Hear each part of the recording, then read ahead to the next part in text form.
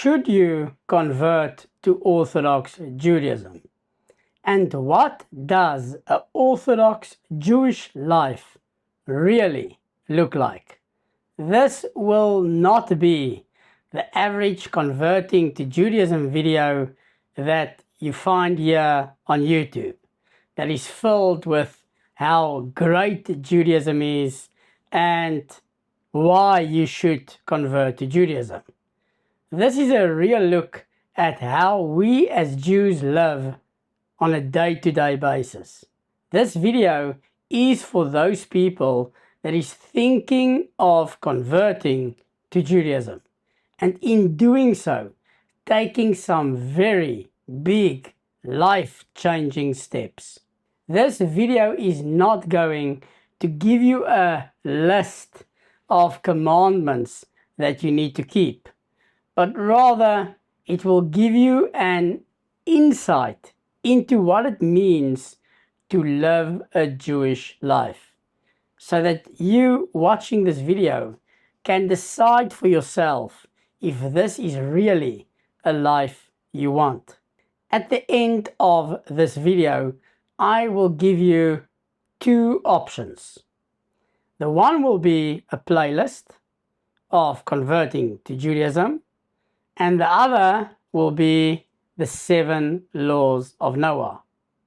Both of these options will give you a share in the world to come and a connection to God.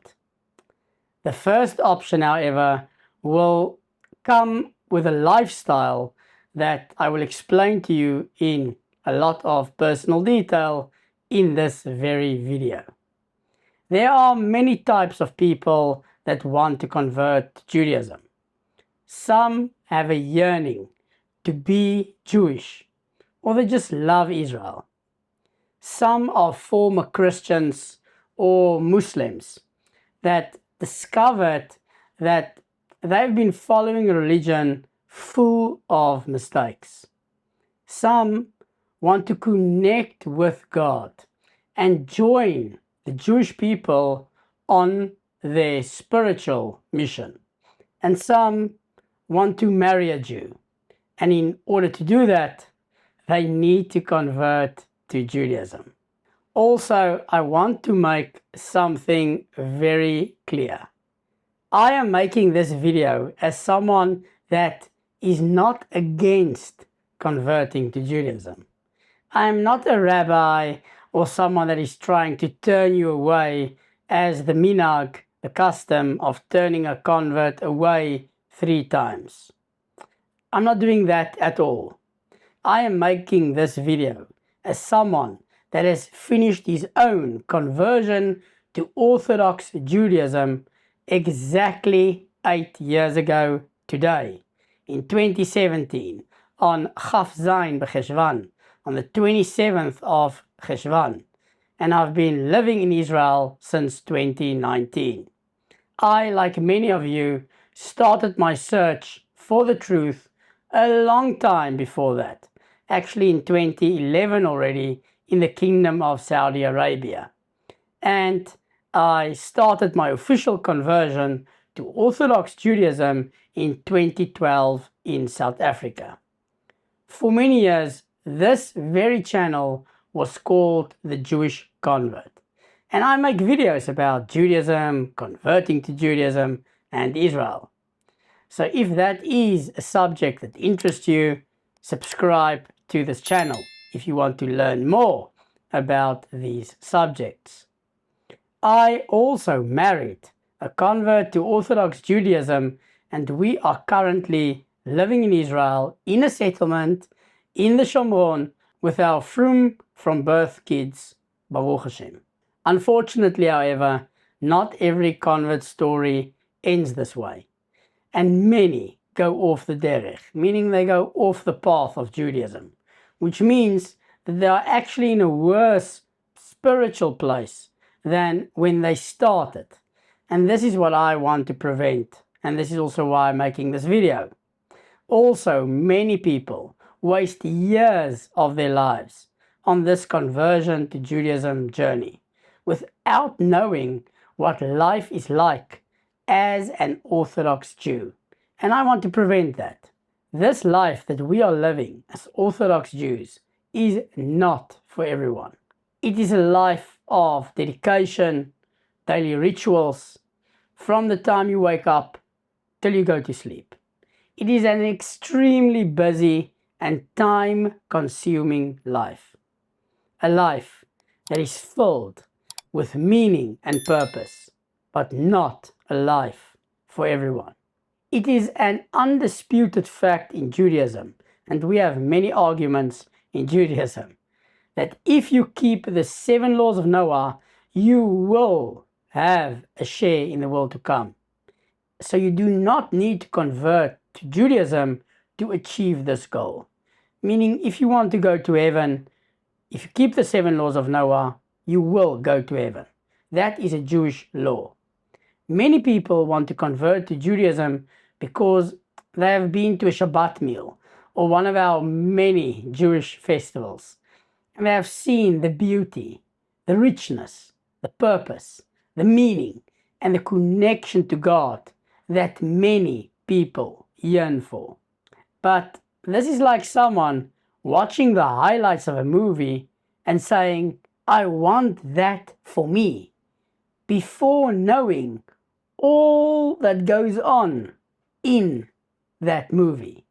And that is why in this video I will give you a detailed look about the movie that is the Jewish life. Now, I have been wanting to make this video for quite some time. And the reason I wanted to make this video is because this is not something that many people talk about on YouTube. Many people on YouTube, when they're talking about conversion to Judaism, myself included, I have an entire playlist dedicated to converting to Judaism, talks about the laws of Judaism, the laws we need to keep, the things we should not do, details about the process of converting to Judaism, and I have many videos on that as well on my channel. But very few people share an honest take on what it is to live as a Jew. And this video is very much inspired by my in-laws that recently came for a visit. They came for what we call in Judaism the high holidays. It's also commonly called Chag season. Chag is festival in Hebrew.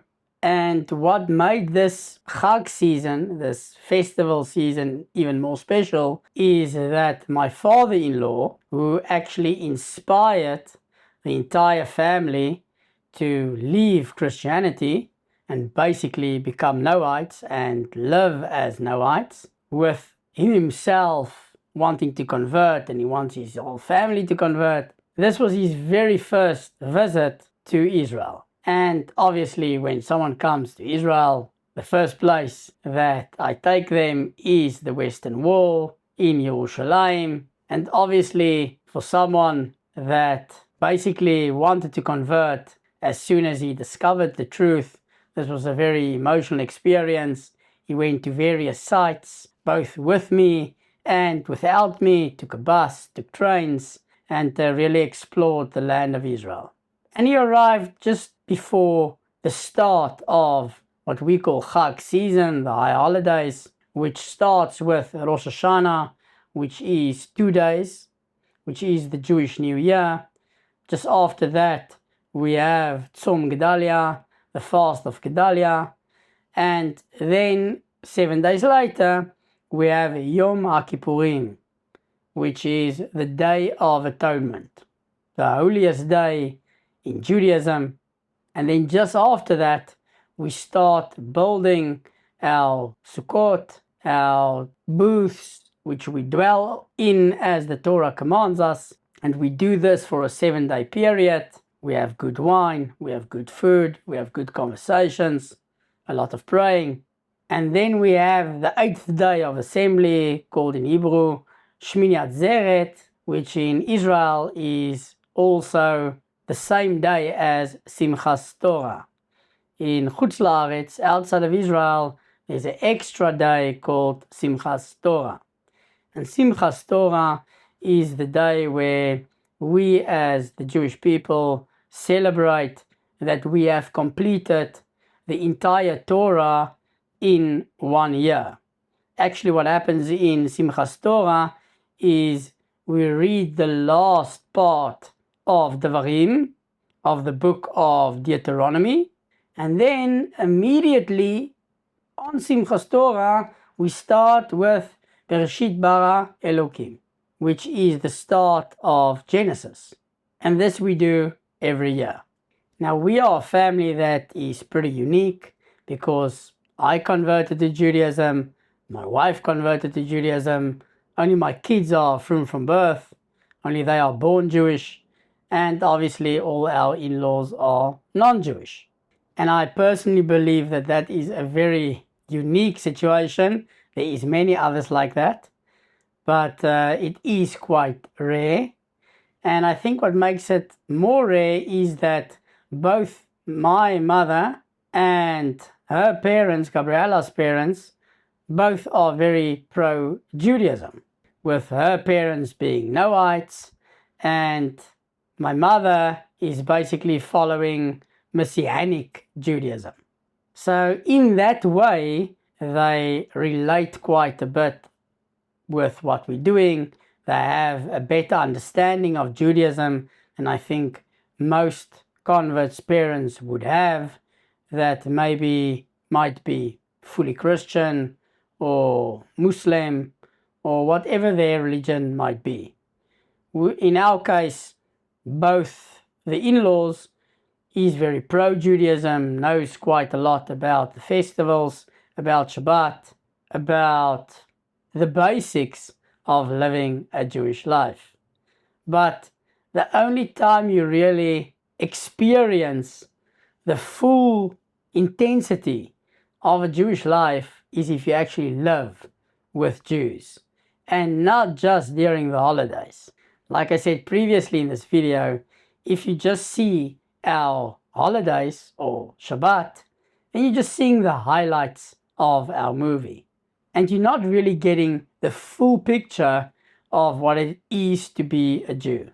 And what both in-laws said, both my mother and Gabriella's parents, is something that they have noticed about Judaism is that it is an extremely busy religion, and that we are constantly either praying or learning Torah, and not just learning Torah like most people would do, or learning the Bible like most people would do, but we learn it by debating, by bringing various opinions. Often the opinions are in conflict with each other. The debates can get very intense, especially me and my chavruta, me and my study partner, which I will also talk a little bit about in this video. And what I have found with these in-laws, both my mother and her parents, is that this can be quite a shock to the system. And again, I'm talking about people that is not new to Judaism, people that have a fair grasp of what Judaism is all about. So I thought the best way to recreate that experience for someone watching this video that is interested in converting to Judaism, that maybe has spent already a lot of time researching Judaism, maybe you've been watching some of my videos, maybe other people's videos, and you feel that you are ready, you want to convert to Judaism. I want to give you a quick overview of what life is like as a Jew, so that you can decide if this is something that you want to do for the rest of your life. In Judaism, once you convert to Judaism, there is no going back, definitely not spiritually. So many people know that non-Jews only have to keep 7 laws, which is called the 7 laws of Noah. I already have videos of this on my channel. You can search Shayel 7 laws of Noah, and you will find 2 very good videos that explains it in a lot more detail. But the point that I want to get across is that commandments is like connection points, like wires in a cable. If you have only 7 wires, which is the 7 mitzvot b'nei Noach, the 7 commandments of Noah, then you do have a connection with God. If you are a non-Jew, God commanded you to keep these 7 laws. So you're doing nothing wrong in following the 7 laws of Noah. But for many people, they feel that they want something more. They want a stronger connection. They want optic fiber. So they want to opt into the 613 commandments, which is a lot more connection points to God. And in so doing, they feel that they will be a lot better, not just spiritually, but also in this physical world. And again, like I said in the beginning of this video, if you do keep the 7 laws of Noah, you are assured that you will have a share in the world to come. It's also true on the other side that if you do take on the 613 commandments that Jews need to keep, then you will have a much greater reward because you are doing more commandments. But there is also a much bigger risk, because in the 7 laws of Noah, there's only 7 things that you need to do. Now, as I explained in my much bigger video about the 7 laws of Noah, it is not as simple as only 7 laws. And it does actually span out into a lot more areas than just those 7 laws. But, Kitzur, in short, you only need to keep these 7 laws. Then you will have a share in the world to come. You shouldn't transgress any of these laws. If you do, then you won't have a share in the world to come.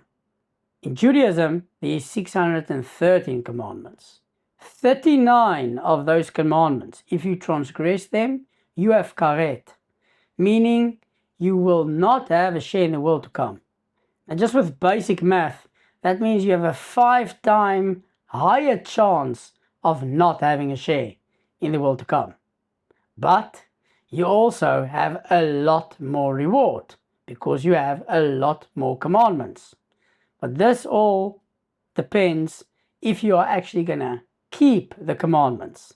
This is another big reason why I'm making this video. I have met in my 13-year journey a lot of converts.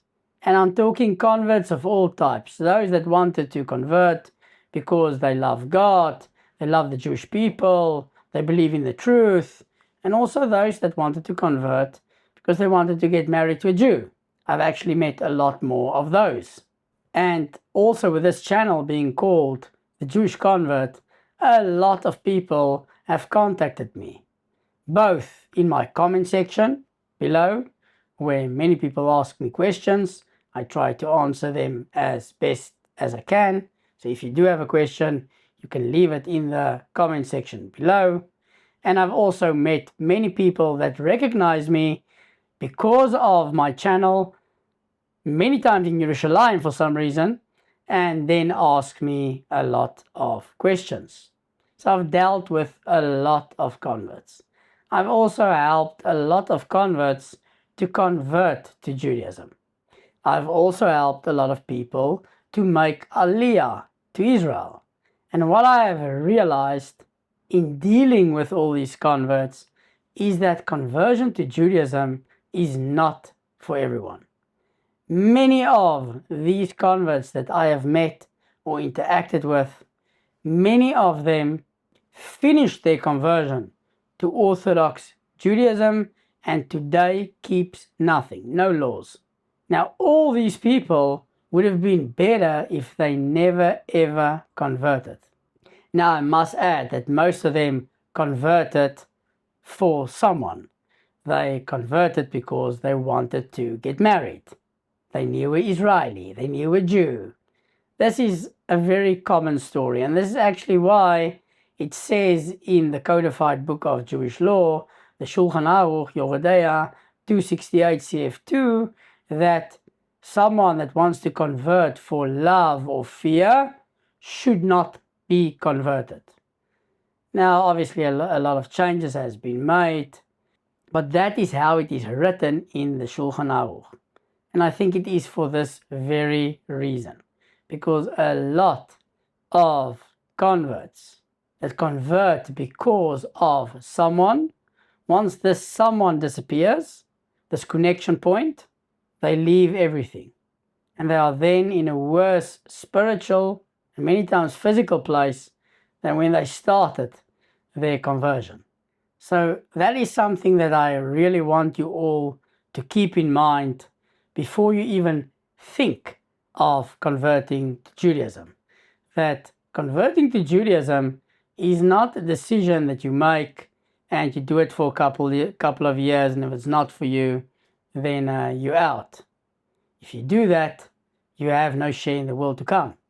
Where if you never converted, then you would have a share in the world to come.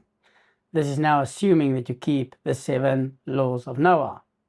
But let's say you are someone watching this video, maybe you're a former Christian, former Muslim, maybe a Noahite, someone that's been interested in Judaism for a while, you've done your research, you watched some videos, but you don't actually know what it's like to live as a Jew. So let me give you a brief overview of my personal life, of what it is to live as a Jew. And I want to tell you that this is pretty much how most Orthodox Jewish men live on a day-to-day basis. Maybe not everyone has 2 jobs. That could be true. In Israel, many people work 2 jobs. Some are maybe in full-time learning, but that means that the wife is taking care of the home and often has 2 jobs to take care of the home. So the scenarios would be similar. What I'm trying to paint for you here is what a Jewish family life looks like for a day-to-day Orthodox religious Jew. So many of you might know Shabbat. Many of you might have been at the Jew's house for a Shabbat dinner, maybe Shabbat day meal, and you experienced the beauty of Shabbat. Now what you would have seen is a table beautifully laid out, everything in its place, the smell of delicious food that will soon be on its way. You can see some glasses on the table, some wine, and the Shabbat evening starts off with some singing, beautiful singing to Hashem. We bless our children, which is quite rare. Many people have commented on my Shabbat table that they especially enjoy that we are blessing our children, each one individually, with Yavarechacha, which is the same blessing that the Kohanim give us when we are in the synagogue. And many people have commented that this connection between parent and child in most other societies is basically lost, which we still, Baruch Hashem, have. After the blessing of the children, we do Kiddush, which is the sanctification of the day of Shabbat. We do it on a Kiddush cup. Inside is wine. We sanctify the day of Shabbat. Sanctify, make it holy. We have some wine. We wash our hands. We have challah, which is bread. 2 breads, similar like the manna, similar like the offerings that was brought in the temple. We eat bread. We drink wine. We have beautiful conversations. We speak Divrei Torah. We speak words of Torah. It can be from the Parsha, the Torah portion. We read a Torah portion every single week. We actually read it twice. And also we read the commentary or Onkelos, the Targum, which is the translation of what we just read. It's called Shtei Mikra in Hebrew. We talk a little bit about the Parsha. We debate a little bit. about the Parsha. We give various opinions, Rashi, the Ramban, the Ibn Ezer, various other commentaries. We maybe talk a little bit about Halakha, about Jewish law, things we did at the table, things we learned, Jewish law that we learned from the Parsha. We have beautiful singing, and then after the meal, we bless the Lord our God, because it says in the Torah, if you eat and you are satisfied, you will bless the Lord your God. We call it in Yiddish benching, or in Hebrew, Birkat Hamazon. Takes about 5 minutes to do that, if you do it quick. And then we talk a little bit more. Some people have dessert. And then the guests go home. So that is what you saw as a guest on a Shabbos table. Beautiful. Why would anyone not want to convert? There's no phones, there's no televisions. We are not talking about topics that have no actual value in our lives. We are not talking about sports. If you're in Israel, you're talking a little bit politics.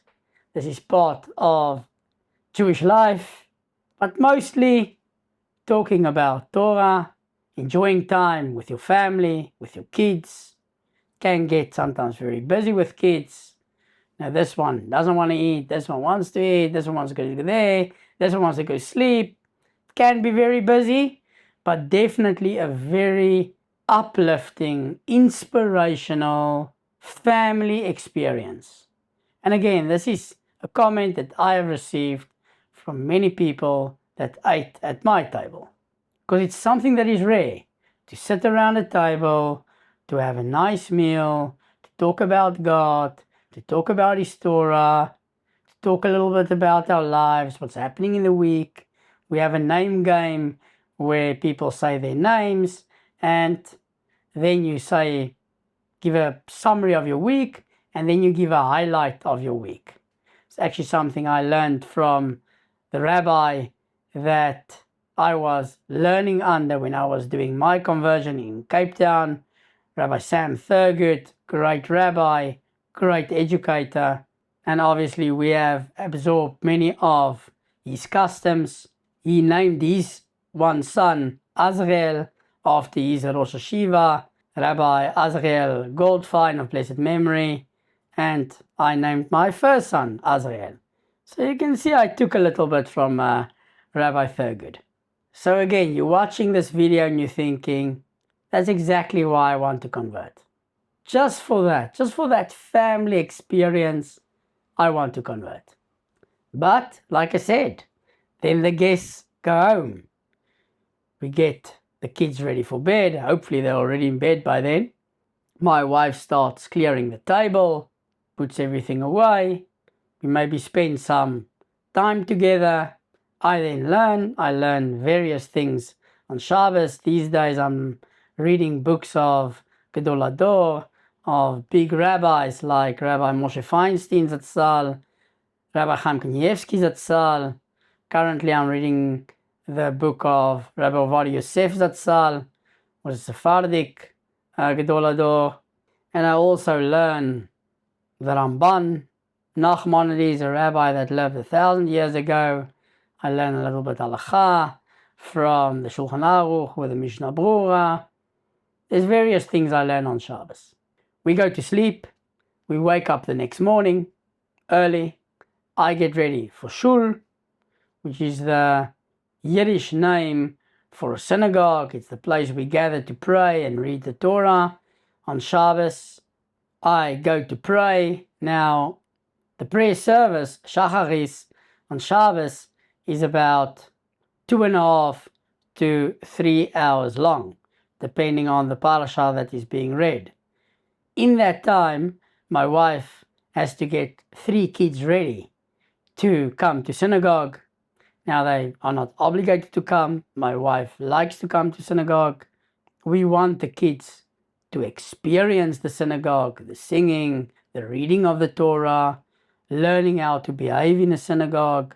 Obviously, if your kids are very disruptive, you shouldn't take them to a synagogue bichlal at all. They should not go. But Luckily, we are starting to get our kids used to the synagogue experience. She has to go with these 3 kids up the road where our synagogue is, and that is the morning service, shacharis. We get home, we make kiddush again on the wine, we wash our hands, we have bread again, we again have delicious food. Actually, in our house, we have the exact same food we had last night, just tastes better. Many people make another meal, like a different meal, for Shabbos day. Kol hakavod to them, all the honor to them. I think it's a little bit overkill. A man can only eat that much. We again have beautiful singing, drinking wine. Again, we ate, we are satisfied, and we bless the Lord our God with benching. Then we hope that the kids are already in bed. Then me and my wife can spend some time together. Many times that's not the way it works out in a Jewish home. Normally you make turns. Either my wife goes to sleep, to nap. Napping in Shabbos is quite a big thing. While I look after what kids refuse to go to bed for a nap. Eventually they do fall asleep, and then I nap on the couch. Or I go and nap. I take my turn, I go and nap. She's already woken up, maybe an hour later, comes down, and then I go nap. I wake up, I get ready for mincha, which is the midday prayer. Go to synagogue, normally much quicker, about half an hour. You're done with mincha. It's closer to the end of Shabbos.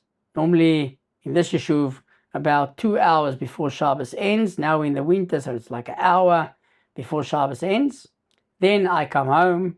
We have the third meal, Sudah Shlishit, again with the wine, again with the bread, again the beautiful singing, speaking words of Torah, again the benching.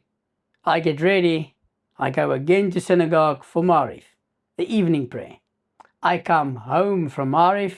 We do Havdalah. Havdalah is the separation between the holiness of Shabbos and Chol, the regular weekday. Again, with the wine, this time no bread. Beautiful singing is the way that we do it. Many people just read it. We do it with the singing also for the kids. The kids are there. Beautiful atmosphere. We extinguish the candle with the wine. And then my wife gets ready for the week. Get ready to get the kids in bed. I get ready for the work week.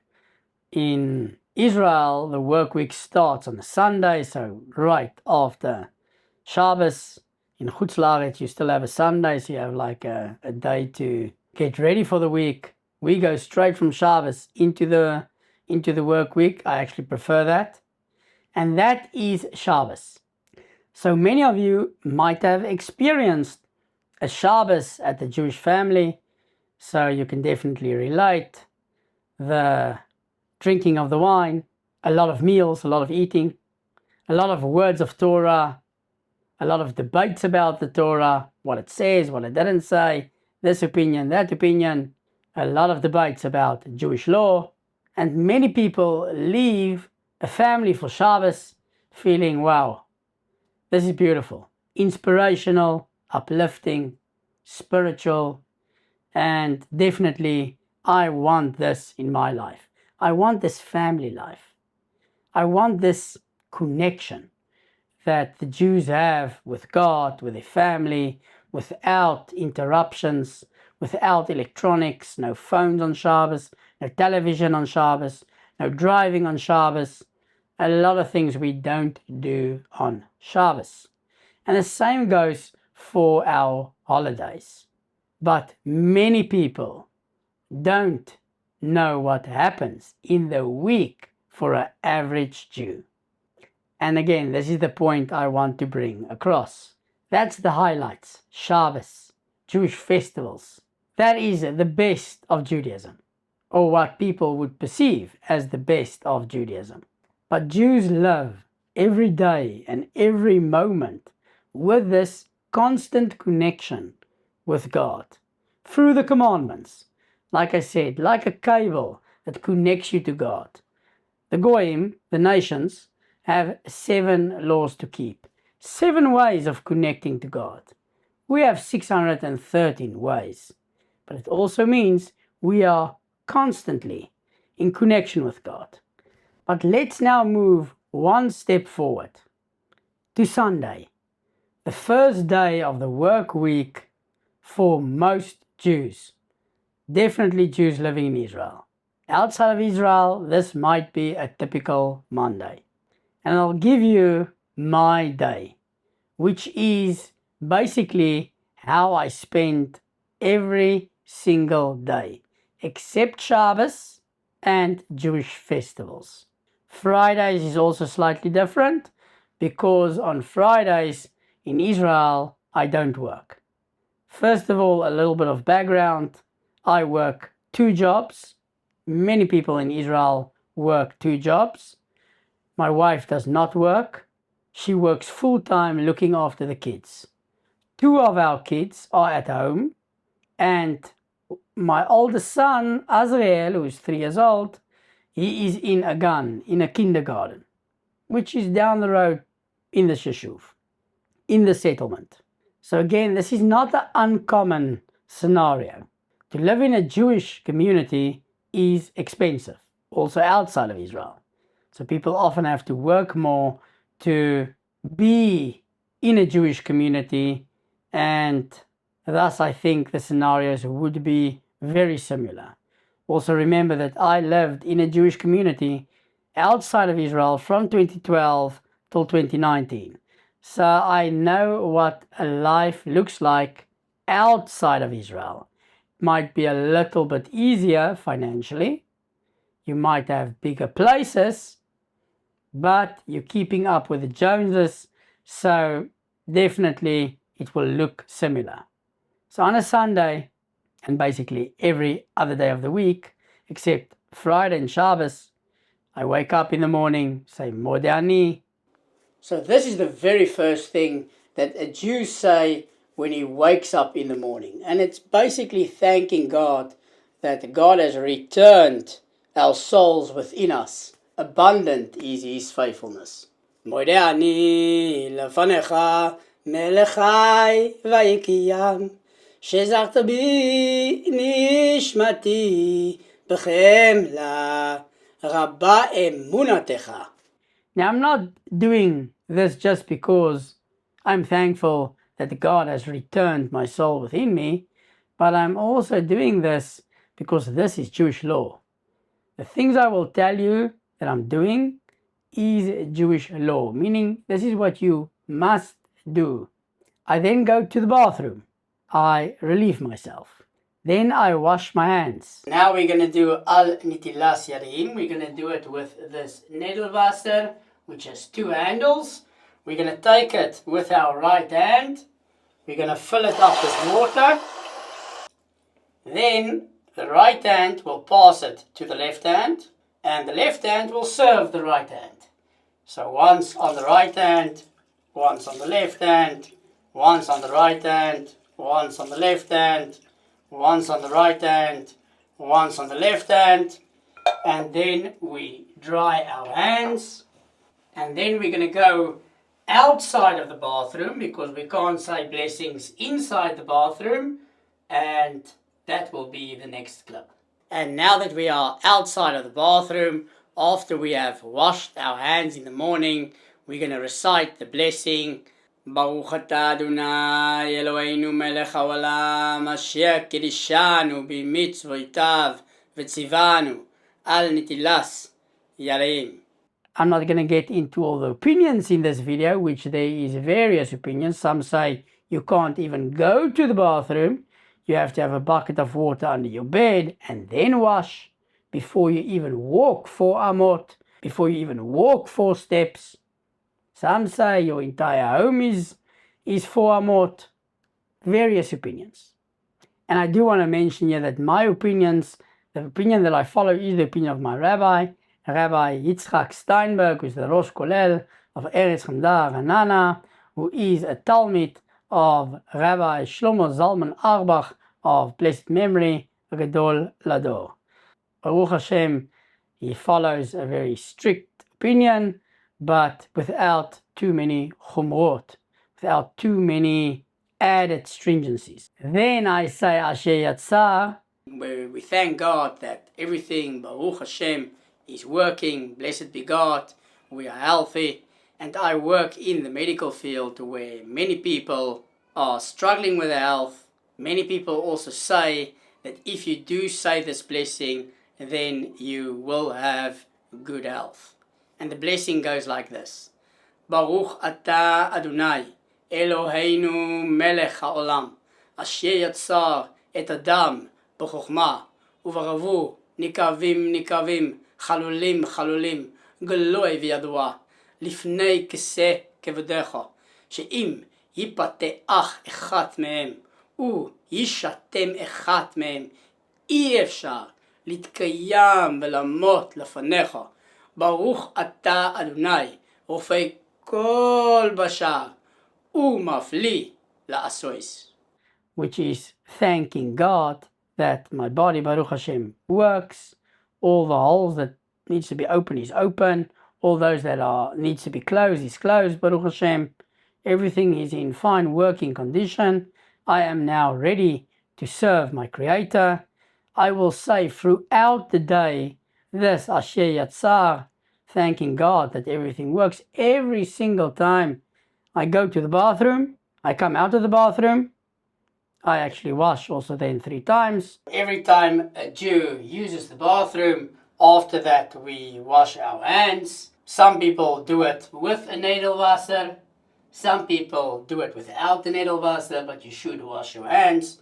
So this is different from the way we wash in the morning. Again, we take it with our right hand, we fill it up with water. And then the left hand serves the right hand, but we do 1, 2, 3 on the right hand, 1, 2, 3 on the left hand, and then we dry our hands. We go outside of the bathroom, and then we say the blessing, because we can't say blessings inside a bathroom. If you don't have a Nadelwasser, if you don't have something to wash your hands with, that is not a problem. You can just wash your hands regularly, or what many people do is you open the water once, twice, 3 times, and then for the left hand, 1, 2, 3 times, and then you dry your hands. And again, you go outside of the bathroom, and then you say the blessing. Because there's an opinion that says that if you touch something that was unclean, then you should wash your hands. Most people will follow that opinion. I also was with a Nadelwasser, which most people would say you do not need. You can do it, with a tap. You can move it in and out. There's various opinions on how you can wash for Asher Yatzar. But throughout the day, I will say Asher Yatzar, which is thanking God that everything is in working condition. I will say this every time I come out of the bathroom. I will say this every day. I will say this until I die, B'ezrat Hashem. May this be God's will. Then I put on my talit katan, which is like a shirt. It's open on both sides, and there is many different opinions of whether you should say the bracha or whether or not you should not say the bracha. If you are Ashkenazi and unmarried, then you will definitely say the bracha, because the whole suffix is the talit gadol that we are wearing when we are praying, also called a prayer shawl, would cover your tzitzit katan. And when you say the blessing on this talis gadol, then you will keep in mind this talit katan that you wore in the morning. And most Orthodox Jews put on their clothing and then they go straight to synagogue to pray the morning blessing. There's opinions that say if there's a significant delay between you putting on your talis katan and your talis gadol, then you should say the bracha, even if you are Ashkenazi and you are married. Sephardim don't wear the talis gadol only when they are married. In short, you should ask your local Orthodox rabbi. But for demonstration purposes, I will put on this talis katan with the bracha so that you can all learn it. There's also various opinions of exactly how you should put it on. Some say you should put it on horizontally like this, and then put it on your head, and then say the bracha, and then wrap yourself with it. Some people say, no, you can put it on this way, which is the way most people do it, covering your head, and then you say the bracha, and right after the bracha you wear it completely. So that's the way that I will demonstrate it. So the blessing is, Baruch Ata Adonai Eloheinu Melech Haolam Asher Kirshanu B'mitzvotav V'tzivanu Al Mitzvat Tzitzit. And then you put it on, and there should be no interruptions from saying the blessing and putting it on. And that's how you wear it. Most people wear it first, and then they put the rest of their clothing. Obviously, for this video purpose, I am doing it the other way around, although there is many people that put an undershirt, then tzitzit, then the rest of their clothing. So it all depends on what you want to do. Now, technically, by Torah law, I don't have to wear a talit katan if I do not own a talit katan, because only if I have a four-cornered garment am I obligated to put on this four-cornered garment tzitzit. But all Orthodox Jews buy a four-cornered garment with tzitzit, tie it in various different minags, different customs, which is also a debate. Most things in Judaism is a bit of a debate. I put this on, and this is now about 7:30 in the morning. I come down where I'm actually making this video. I say my morning brachot. We as Jews pray, not just pray to God, which obviously we can do any time of the day, but we have structured prayers 3 times a day. The morning prayers, like I told you, is the longest. And we have a book which we call the Siddur, which is this book. This is the Art Scroll Siddur. Again, all the books I mention will probably be in the description below of this video. In this book, in the beginning, is the morning brachot, which is the morning blessings, thanking God for various things that He, in His mercy, has given to us. Most people will recite these morning blessings in a synagogue. The reason I don't do that is because I live in an Israeli settlement. This is not a place where people from outside of Israel live. They speak mainly Hebrew here. They pray very fast. And the only way I can keep up is to first do the morning prayers here in this office. And then at 8 o'clock, I take Azriel, my oldest son, to Gan, which is just down the road, mamash, really down the road. I take him to Gan, I come back, I get my things, then I go up the road, again mamash, it's just up the road, really up the road. And then I go to synagogue, that's 8:30, Shachri service. In the week it takes about an hour. If it is the new month, Rosh Chodesh, it takes about an hour and a half, because then we say extra Tehillim, which is Psalms. I have a very popular video on YouTube about Psalms. And then we also have an additional prayer, which is an extra korban that was brought, called the Musaf sacrifice. And we then pray Musaf, because we are offering our lips instead of bulls, as it says in Hosea.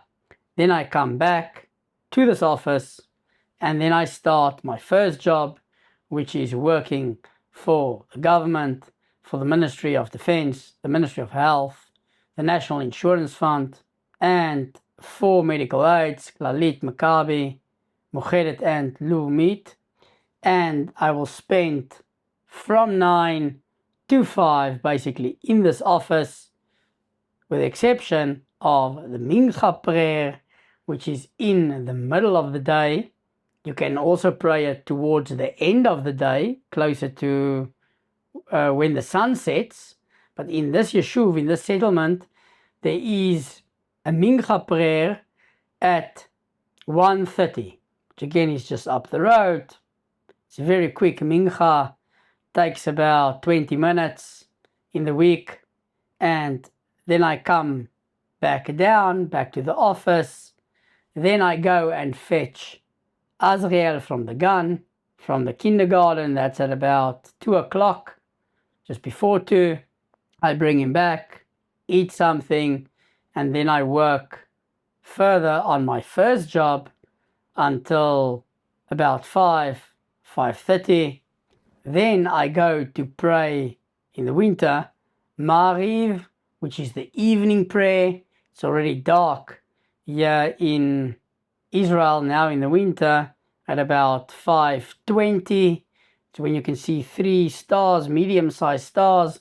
That's when it's time for Mariv.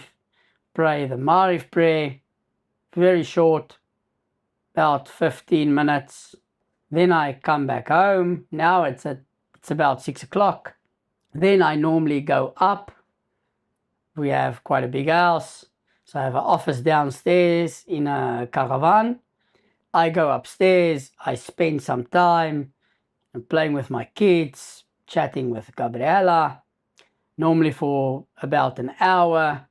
Then I come back down to this office where I start my second job, which is editing videos and distributing videos for a very big rabbi, Rabbi David Lappin, who just celebrated 50 years of giving Torah, shiurim, Torah lectures all over the world. He does a matmon, which means a hidden treasure, from every page of the Talmud, which is the Jewish oral law, something that we all as Orthodox Jews study, or at least should study.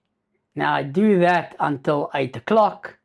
Normally I'm not finished with everything I need to do for Rabbi Lappin until 8 o'clock, but 8 o'clock I have a chavruta, a study partner, who actually also lived with me in Sea Point. We actually have a video of us together singing here on YouTube, actually for Rosh Chodesh, the beginning of the new month, Ya'aleh Yavo, which is also this paragraph we insert when we are praying on the new month, Rosh Chodesh, and also in the benching, in the Birkat HaMazon, which we say after we ate bread. So we know each other pretty well. He's now living in Yerushalayim. He's also married. He has a son, and he is learning full-time in yeshiva. His wife is working, and that's also how I know it's similar. His wife has to make sure that the house is in order and that they have what to eat and that they can pay the bills, while he dedicates his time of full-time Torah learning. Now, many of you might say, why does he not take care of the house, which is his Torah obligation? It's also in his ketubah. When you get married, you have a ketubah, which is a contract between you and your wife. And in that contract, you say as the man, always you as the man, that you will be providing for your wife basically lodging, food, and marital relations, as well as clothing. But in this case, his wife and his wife's family wants him to learn full-time.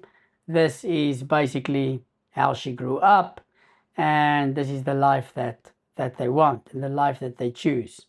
If she should tell him that I no longer want to live such a life, I want you to work and I'll stay at home with the kids and not work at all, then immediately he must go and work. But that is my study partner. We study the Mishnayot, which is this book. We're doing it from Kahati. Now, the Mishnayot program is actually to do 2 Mishnahs, only 2 a day. But most people just read it in Hebrew and maybe do the English and discuss it a little bit. But we are going be'iyun, like really learning it out, and why does it say this, why does it say that. That is every day for an hour, except Shabbos. We are learning, he's in Yerushalayim, I'm in Puduel, in the Shomron.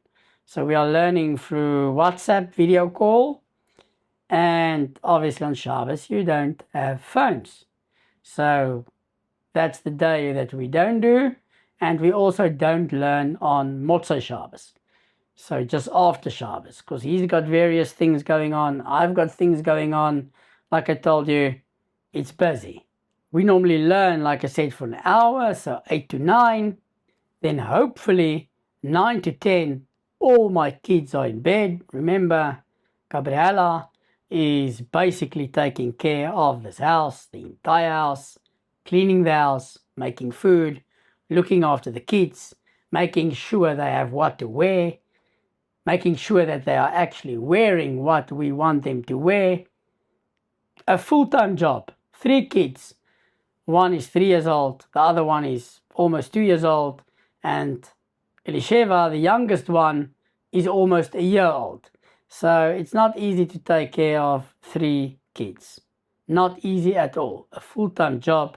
My kids are busy. They are not sitting still and learning the daf, the page of Talmud a day. They are very, very busy. And if they are all sleeping by 9 in this house, we consider it a bigger miracle than the splitting of the sea. Mamash, really, this is what we pray for.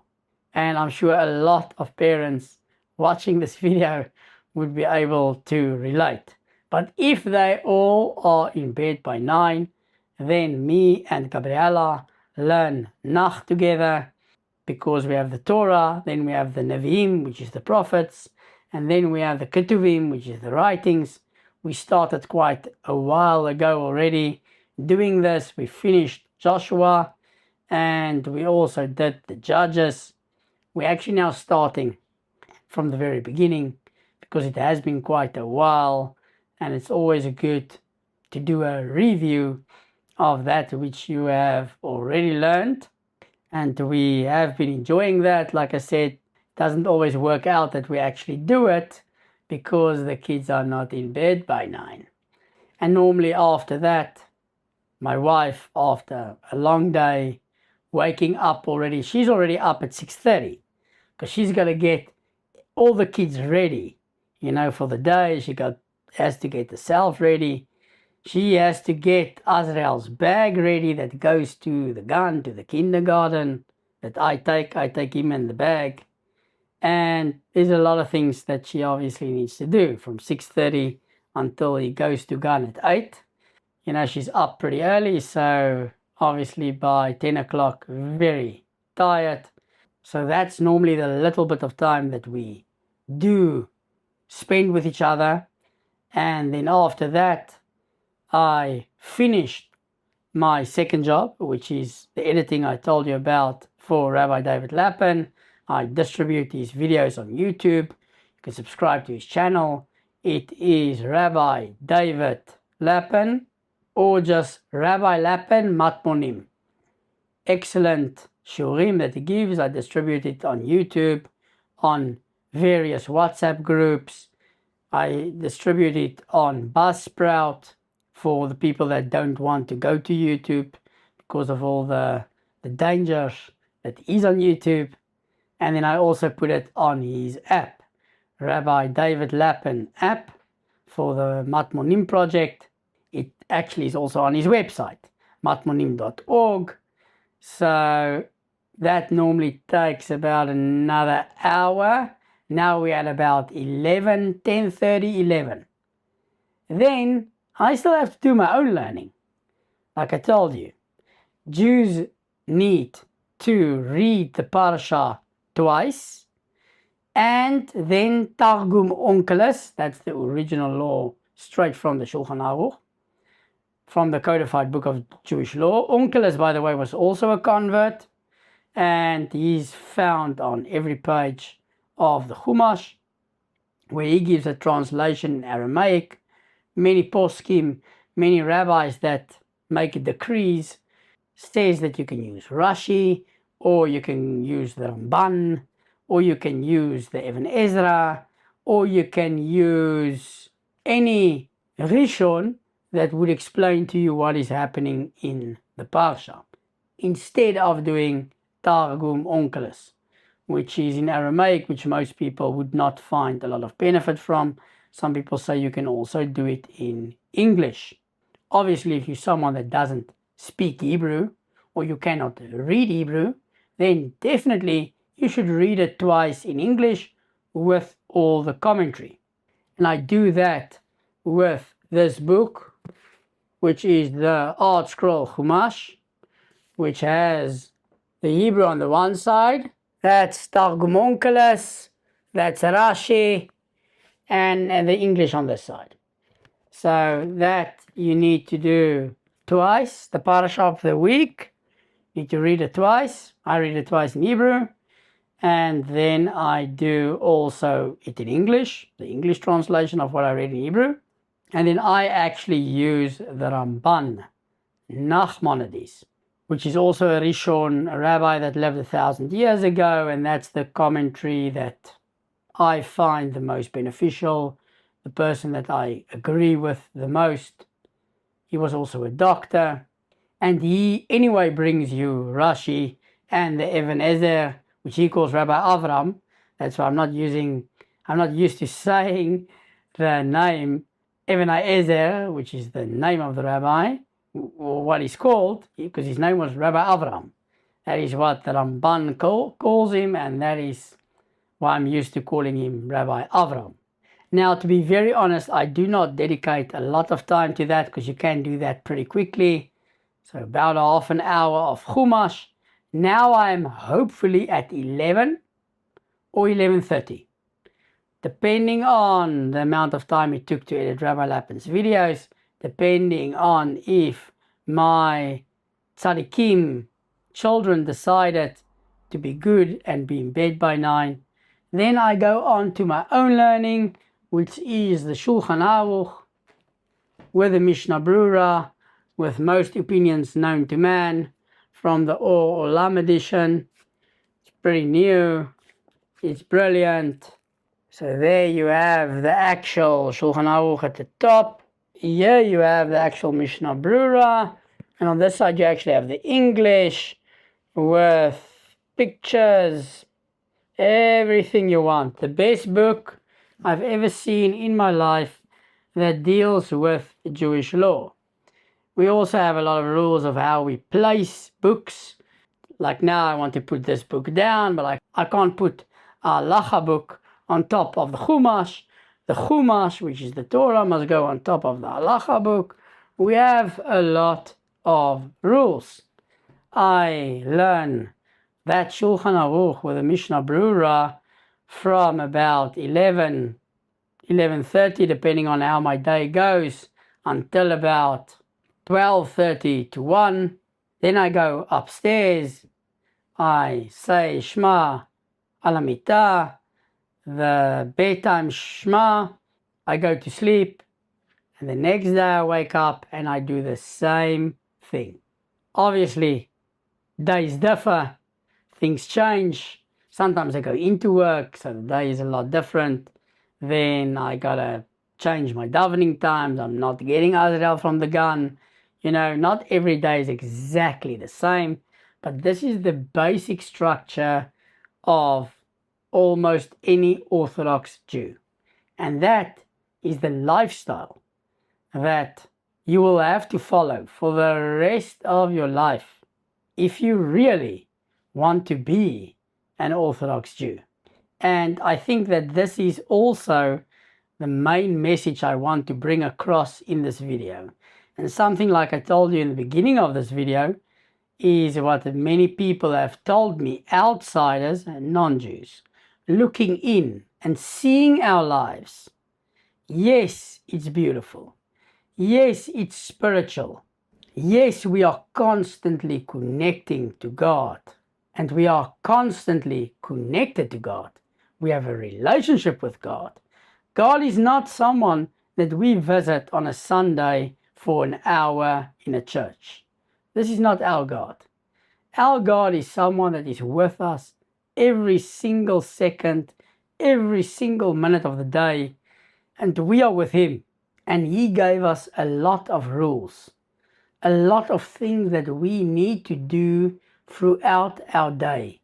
He commanded us, it's in the Shema actually, a video I already posted on the channel, which says that you should speak of them when you rise, when you lie down, when you walk on the way, when you sit, meaning that your entire day you should be busy with the work of HaKadosh Baruch Hu, with the work of the Holy One, blessed be His name. But while doing so, you should pay the bills like I am doing. Gotta pay the rent for this house that we're living in. I gotta pay off the car. I have 3 kids. I have to pay the groceries. I have to work to make money to pay for all of these things. And I have to make time, as the Torah commands me, as God commands me, to study His Torah. And I can tell you that most Orthodox Jews, people that are really sincere, people that are learning, feel constantly guilty that they are not learning enough. And as you could have worked out with my schedule, I learn about 3 hours a day, 3 to 4 hours a day, depending on the day. I also make videos online here on YouTube, and whenever I make one of these videos, like this video I'm making right now, I'm obviously spending less time with my family, less time with my own learning. And obviously I've asked my rabbi, is this even allowed? Because in Judaism, we are constantly thinking, is what I'm doing now, is this correct? Is this what God wants me to do? Or is this what Shayel wants to do, what I want to do? So I asked my rabbi. I told him, look, I have this YouTube channel. It takes so much of my time. I make almost no money from YouTube. As you have seen, I don't ask for money on YouTube. I do have buy me a coffee, where people often send me a bit of money to buy some coffee. I do have AdSense on YouTube, where I make just enough to pay for my internet bill every month, maybe with a bottle of whiskey or 2. So I'm not making money here. This is not like a third job, extra stream of income, which could justify the time I spent on YouTube. And my rabbi gave me a very good answer, very clear answer, and he told me, you are in a unique position where you can help people that is interested in converting to Judaism, Baalei Tshuva, born Jews that want to return to Judaism, people that don't want to listen necessarily in the beginning to a rabbi. They want someone that comes from a similar life experience, similar background. I was very secular. I have my full life story right here on YouTube, which is long, which you can watch in detail. My rabbi said that is unique. And yes, you could spend time doing your own learning, but you can help so much more people if you do these videos, like the video I am doing right now. And that is why I am still doing these videos on YouTube. So big shout out to my rabbi, Yitzhak Steinberg, for all the valuable advice that he has given me. Also, if you convert to Orthodox Judaism, you have to pick a personal rabbi. Not a rabbi online, a rabbi that knows you, preferably from a synagogue where you pray every day, where you pray 3 times a day, every day, and someone that has a relationship with you, someone that you connect with, and he will guide you in the right direction. I've already made videos on this channel about how to choose a rabbi that's right for you. The rabbi that's right for me might not be the rabbi that's right for you. We're all on different levels in our journey. But even with all these books, like you can see the books in the background, I have a very good collection of books. I have the full Shulchan Aruch with the Mishnah Brura, which is the codified book of Jewish law, with the opinion that we mostly follow. But even with that, you need a rabbi to guide you, to tell you, okay, but what do I do? It says, yeah, you do this. But then there it says, no, you do that. And this person told me this, and that from that. You don't know what to do. You're like a ship at sea and you have no captain. Get yourself a captain. This is what you need to do if you want to convert to Orthodox Judaism. You cannot know it all. Definitely not. I have been learning for a very long time. You can see I have a lot of books. I like learning. I just told you my schedule. Before I got married, I was learning a lot more because I had more time. And even with all that, you need a rabbi. But most of all, if you really want to convert to Judaism after listening to this very long video, but detailed video, explaining to you what life will be like as an Orthodox Jew. And again, you can look at my videos, you can look at my life. I'm also on Instagram with the same name, Shayel Kriel. We are frum, we are observant, Baruch Hashem. I wear mostly black and white outside. We live in a Shomer Shabbat, Israeli settlement in the Shomron, in Peruel. We learn, we pray, and we live mamash a full Jewish life, and we love it. I know that many people, when they see the way we live, they're saying, but how do you get time for yourself, for your wife, for your kids, with this amount of dedication or this amount of ritual that you perform on a day-to-day basis? How do you actually get the time to spend with your wife, with your kids, with yourself? But this is our life. This is the Jewish life. The Jewish life is a constant connection to God. When I spend time with my kids, I'm learning them Hebrew as we are playing, building blocks, giving them names of colors, teaching them Hebrew, the language. Israel is learning it also in the kindergarten, and talking about life lessons, talking about Torah, because men are obligated to teach their children about the Torah. Converting to Judaism, if I must summarize it, is not just a connection to God, but it is a lifestyle. And it is a lifestyle that is not for everyone. And you might be someone watching this video, maybe for the first time in your life, someone is actually telling you what life is like as a Jew. And you might be thinking, I don't think that's for me. I don't think I want to spend my whole day from morning till evening, the whole day doing commandments. Waking up, saying Moriani specifically, then going to the bathroom, relieving myself, washing my hands ritually with this nettle of water, going out, then saying Al Nitilah Shalayim, then saying Asher Yatzar, and then putting on the tzitzit, then going downstairs, and then getting ready, then going to davening, spend an hour and a half, depending on the day, davening, working, davening again, maybe working a little bit more, davening again, learning, more learning. Maybe that's not for you. Maybe you're saying, look, that's not me. I want to connect to God. I want to have a spiritual life. I want to have a good life, but I don't want to be that connected. That's a little bit too connected for me. No problem. You don't have to convert to Judaism. That is what I find the best about Judaism. In all the other religions, you must join their religion. And if you don't join the religion, according to them, you will go straight to hell. That's their belief.